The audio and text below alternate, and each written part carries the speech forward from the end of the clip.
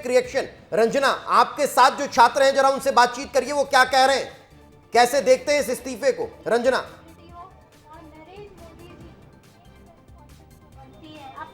यहाँ पर स्टूडेंट्स हैं बहुत सारे, उनसे बात करते हैं। और आप लोग, आज धर्मेंद्र प्रधान का इस्तीफा हो गया है, आप लोग खुश हैं इस इस्तीफे के साथ या फिर और भी आप लोग कुछ मांगे? आप हम लोग आज बहुत खुश हैं। इस देश का हर छात्र, भारतीय हर नागरिक आज के दिन बहुत खुश है, क्योंकि 2.5 महीने से आ रहा जो संघर्ष हम छात्रों का चल रहा है दिल्ली में, वो आज सफलता की ओर जा चुका है।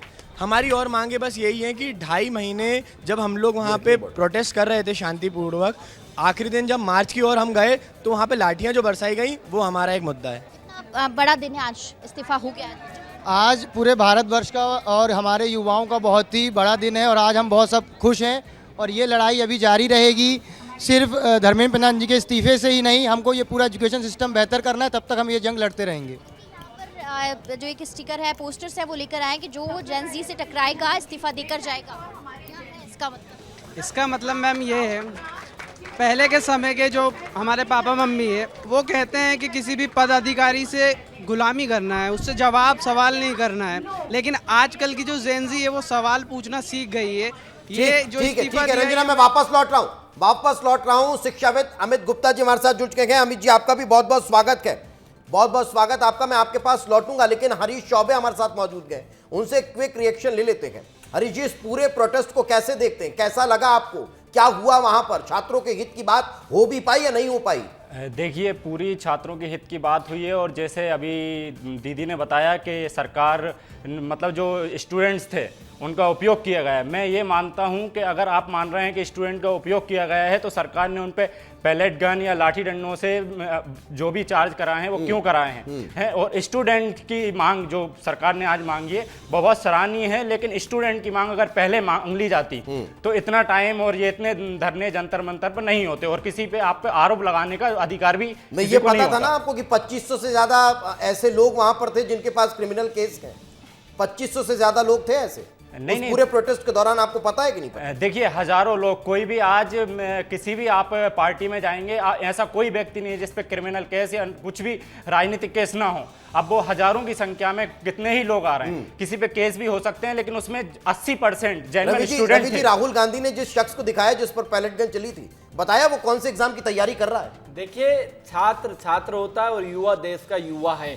वो किस पढ़ाई की तैयारी कर रहा, देश के शिक्षा मंत्री नीट के पेपर नहीं लेने का काम करते थे, पूरी देश की शिक्षा व्यवस्था को संभालने का काम करते थे। और आज जिस तरह से देश की शिक्षा व्यवस्था के हालात निरंतर बिगड़ गए, उसको लेकर निरंतर हमारे नेता श्री राहुल गांधी जी ने आवाज उठाई और आज उसको लेकर सरकार को झुकना पड़ा। लगता है कि राहुल जी को भी सीखना होगा कॉकरोच जनता पार्टी से कि आंदोलन कैसे खड़े किए जाते हैं। देखिए, निश्चित तौर पर राहुल गांधी जी ने लंबे दूरदर्शी सोच के हिसाब से छात्रों की गूंज का अभियान शुरू किया था और ये तो पूरा जनता पार्टी को देख कर किया ना।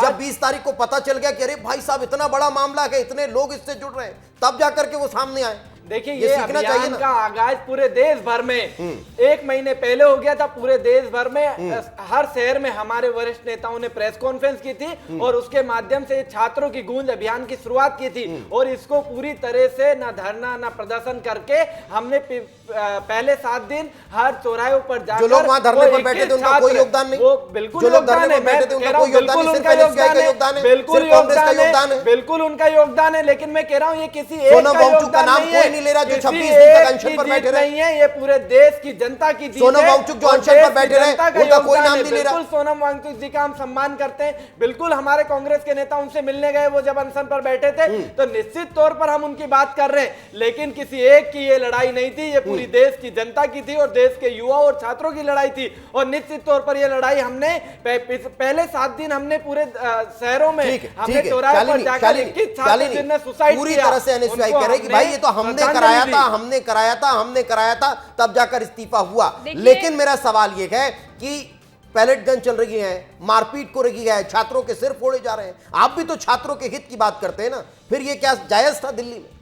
देखिए, निश्चित रूप से जो छात्र वहां पर पुलिस की लाठियों से घायल हुए और जो पुलिस भी वहां अराजक तत्वों से घायल हुए, मैं और पूरी विद्यार्थी परिषद उनके प्रति अपनी संवेदना व्यक्त करते हैं। लेकिन मैं मीडिया बंधुओं से भी पूछना चाहती हूँ, आम लोगों से भी पूछना चाहती हूँ कि जिस प्रकार से वहां आंदोलन के नाम पर कभी भारत माता का अपमान, कभी धर्म का अपमान, इतना ही नहीं, हमने तो देखा कि बांग्लादेश और पाकिस्तान से वहां भोजन भेजे जा रहे हैं, पूरी विदेशी एम्बेसीज उसमें लिप्त पाई गई है। तो कहीं ना कहीं ये एक एजेंडा था वर्तमान सरकार के लिए और कानून व्यवस्था पर सवाल हो रहे हैं। पाकिस्तान और बांग्लादेश से भोजन आ रहा भारत में, भारत की सरकार क्या कर रही है? भारत के गृह मंत्री क्या कर रहे हैं? अरे बांग्लादेश और पाकिस्तान से भोजन आ रहा भारत में, वो भी दिल्ली में, वो भी जंतर मंतर पर। देश की सरकार क्या कर रही है?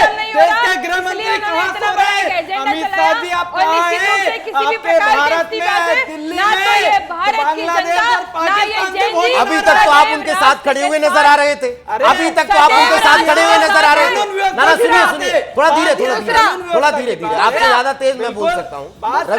रवि जी आपसे ज्यादा तेज मैं बोल सकता हूँ, मैं आपकी बात कंप्लीट करूंगा। मेरा सवाल रवि से है, जब वहां धर्म विशेष को लेकर उस मंच से गाली दी जा रही थी तब तो आपने कभी कुछ नहीं कहा। जब वहां पर यह कहा जा रहा था कि सीता के पति की बात हो रही थी तब आप लोगों के मुंह में दही जमा था। फिर सुन लीजिए, जब वहां पर यह सब हो रहा था तब तो आप उनका समर्थन कर रहे थे। अब आप कह रहे हैं कि कहां थे भाई बाकी लोग? देखिए, जिस तरह से जिनने भी असामाजिक तत्वों ने यहाँ बात फैलाने का काम किया उन पे हमने कार्रवाई की मांग की थी। दिल्ली पुलिस कह रही है, दिल्ली पुलिस को कार्रवाई करना चाहिए। पाकिस्तान के अकाउंट, पाकिस्तान के पुलिस वहां पर एक्टिव कार्रवाई करना चाहिए, कर रही है। अब अगर कार्रवाई कर रही है तो आप सवाल खड़े कर रहे हैं। देखिए, लाठी छात्रों पर लाठी चार्ज करके कार्रवाई नहीं हो सकती।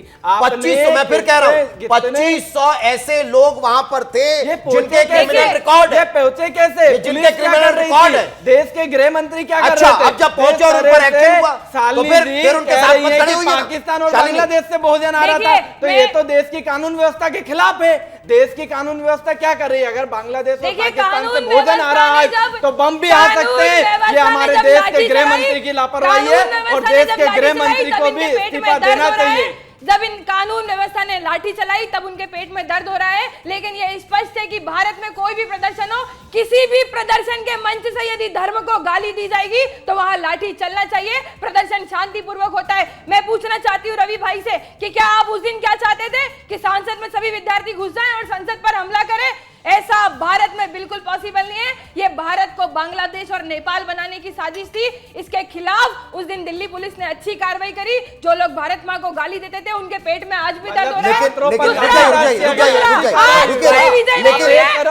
कोई विजय नहीं है। धर्मेंद्र प्रधान जी ने स्पष्ट कहा कि आज का विद्यार्थी ये किसी भी देश विरोधी गतिविधि में लिप्त ना हो, उनका एजेंडा या उनका मोहरा नहीं बने। इसलिए मैं अपने दायित्व से इस्तीफा देता हूँ। ये लाइन जिसको समझ आई है, कौन मोहरा बना रहा था? कौन मोहरा बना रहा था? कौन उन युवाओं को बरगला रहा था? बताइए ना। निश्चित रूप से कांग्रेस और सीजेपी दोनों ने पूरे देश में विद्यार्थियों को मोहरा बनाया, उनको भड़काया। वहां से कहा जा रहा है मंच से कि नाम रहेगा अल्लाह का, केवल अल्लाह ही सकती है। ये कौन सा आंदोलन है? मीडिया की कुछ मर्यादा है। लेकिन मैं आपको बताना चाहूंगी, वहां एक विद्यार्थी ने पोस्टर पकड़ रखा था और वो नरेंद्र मोदी के माता पिता पर सवाल उठा रहे थे कि उन्होंने कैसा बच्चा पैदा किया। इतना ही नहीं, वो लोग बोल रहे थे कि यदि इस्तीफा नहीं दे सकते तो मर्यादा है, लेकिन अपनी दे दो। इस प्रकार के पोस्टर वहां पर लगाए जा रहे हैं। एक वहां सीजेपी का कार्यकर्ता मीडिया में सेना को गाली देता है। आप बताइए ये कौन सा छात्र आंदोलन है? क्या सेना को गाली देना और सेना और भारत माता का अपमान करके आप किसी भी आंदोलन को अपनी जीत मानते हो? तो मेरे और मेरे जैसे लाखों विद्यार्थी ऐसे किसी को भी जीत नहीं मानते। हमारे लिए राष्ट्र प्रथम है, हमारे लिए भारत माता प्रथम है, हमारे लिए कोई राजनीति प्रथम नहीं है।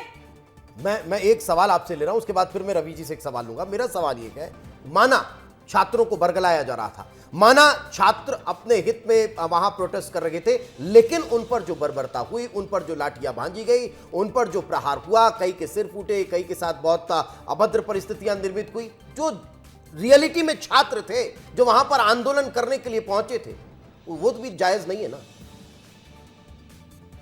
शालिनी?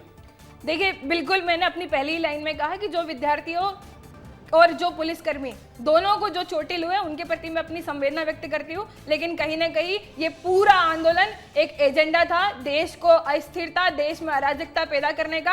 आप माने ना माने, जिस प्रकार से वहां दिल्ली पुलिस ने चिन्हित किया कि कितने अराजक तत्व वहां पर पाए गए हैं, थोड़े दिन में और स्थितियां स्पष्ट हो जाएंगी कि वहां किस प्रकार का एजेंडा चलाया जा रहा था। पूरा विदेशी फंडिंग से भारत को गाली देने का जो मंच उन्होंने सजाया है, मैं निश्चित रूप से इस मंच से कहती हूँ कि आने वाले किसी भी लोकतांत्रिक चुनाव में आप देख लेना, कल भी भारत की विजय हुई थी, आने वाले समय में भी भारत की विजय होगी।